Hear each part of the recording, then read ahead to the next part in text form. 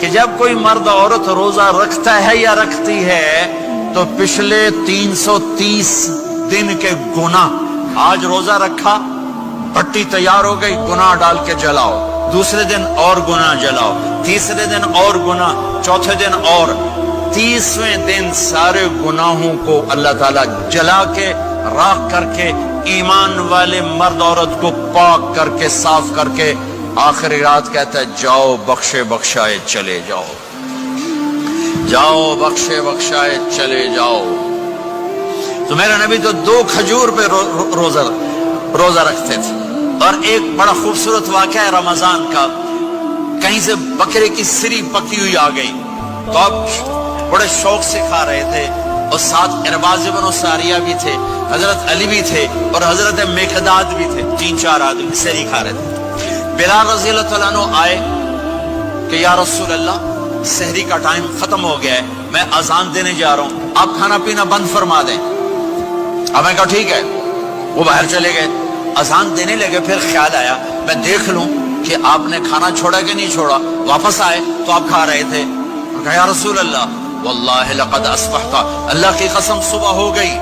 آپ نے ہاتھ پیچھے کر لیا، کہا ارے بلال نہیں ہوئی تھی، نہیں ہوئی تھی، تیرے قسم کھانے پر اللہ نے پہلے نکال دیا اس کو کہ تیری قسم جھوٹی نہ پڑے۔ حضرت علی نے فرمایا اگر بلال قسم نہ اٹھاتے تو جب تک میرے نبی کھاتے رہتے اللہ صبح کو پیچھے ہٹاتے جاتے۔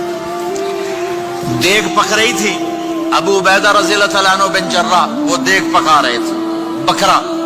آپ نے کہا ابو عبید یہ مجھے بکرے کی دستی پکڑانا، اگلے بازو، آپ کو اگلے بازو کا گوشت پسند تھا، گردن کا گوشت پسند تھا، یہ کمر کی پٹھ کا گوشت آپ کو پسند تھا، دودھ پسند تھا، برنی کھجور پسند تھی، عجوا کھجور پسند تھی، تازہ روٹی پسند تھی۔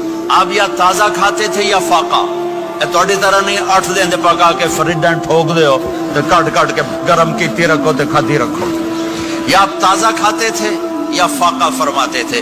ایک دفعہ فتح مکہ پر ام ہانی کے گھر آپ نے باسی روٹی کھائی، ورنہ آپ نے ہمیشہ تازہ یا فاقہ یا تازہ یا فاقہ، کبھی جس کھانے پہ رات گزر جاتی اسے نہیں کھاتے تھے۔ تسی ماشاءاللہ 8 راتوں جو کھدی جاندے ہو۔ ہاں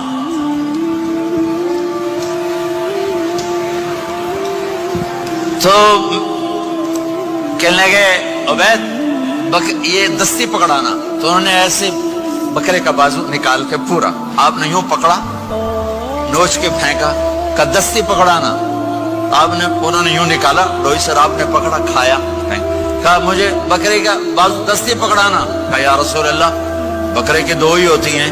آپ نے کہا تیرا بھلا ہو جائے، اگر تو میرے کہنے پہ ڈوئی ڈال دیتا، جب تک میں کہتے رہتا اللہ مجھے نکال کے کھلاتا رہتا، اللہ مجھے نکال کے کھلاتا رہتا۔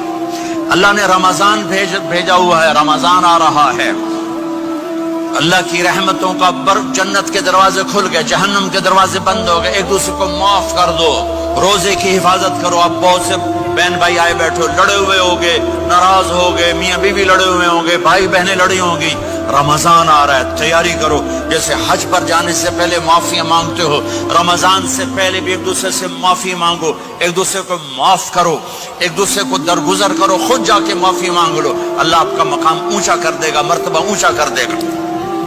آخری رات اللہ تعالیٰ فرماتے ہیں جاؤ تمہارے رات کی قیام اور دن کے روزے کے بدلے تمہیں سب کو معاف کر دیا، مانگو۔ اور ایک رات اللہ نے شب قدر بنائی جو 1000 راتوں کے برابر کر دی۔